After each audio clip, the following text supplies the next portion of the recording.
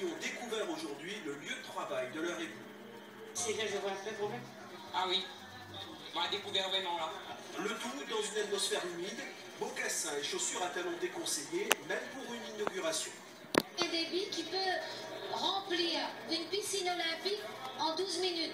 Vous voyez un peu tout le travail qui a été réalisé et puis l'enjeu structurant de ce grand chantier.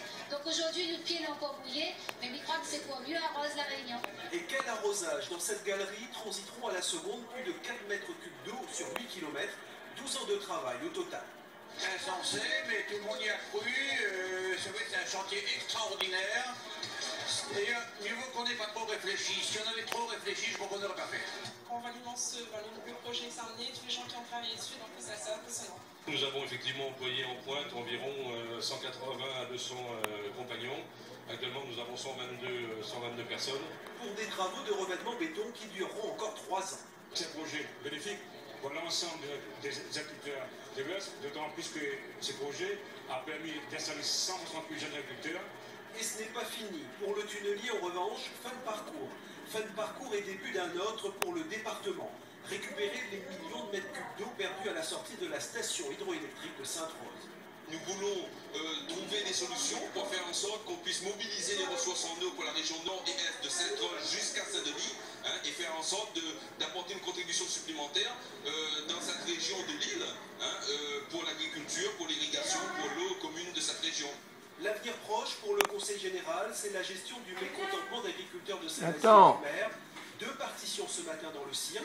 Stéphane Poissin a côté la cérémonie officielle, pourtant dans sa commune. Près de 200 salariés ont travaillé nuit et jour sur ce chantier titanesque, parmi eux Calixte et Ivrain. Ils étaient fiers ce matin, fiers de leur prouesse. Témoignage, Jacques Payette, Henri-Claude Elma. Parmi les ouvriers honorés, Calixte est le plus âgé, le plus ancien aussi du chantier.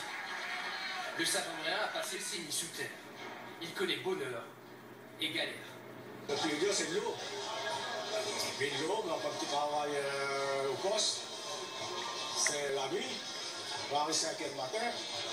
Le dernier poste, ça finit samedi matin, à 5 h. Durant ces longues années, Calixte acquiert de l'expérience. Il passe de la soudure à la maintenance du tunnelier. Il devient dentiste pour ses amis. Il répare les dents de Jacqueline, le tunnelier.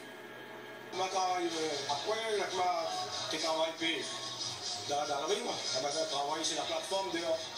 Donc, moi, je répare le moulin. Mais là, moi, le dentiste tunnelier. Comme le dentiste, Ivrain voit enfin le bout du tunnel. Après ce chantier, lui aussi partira à la retraite. Au début, on était rentré pour 12 mois, et ça fait 18 mois, et maintenant, ça fait 12 ans.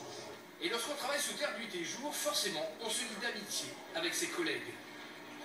C'est une famille, hein. Je pense qu'il y a une plus grande solidarité qu'à l'extérieur. Hein.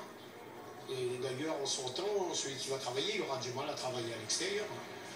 Soudeur, coffreur, ouvrier et directeur partagent la même joie, la même passion.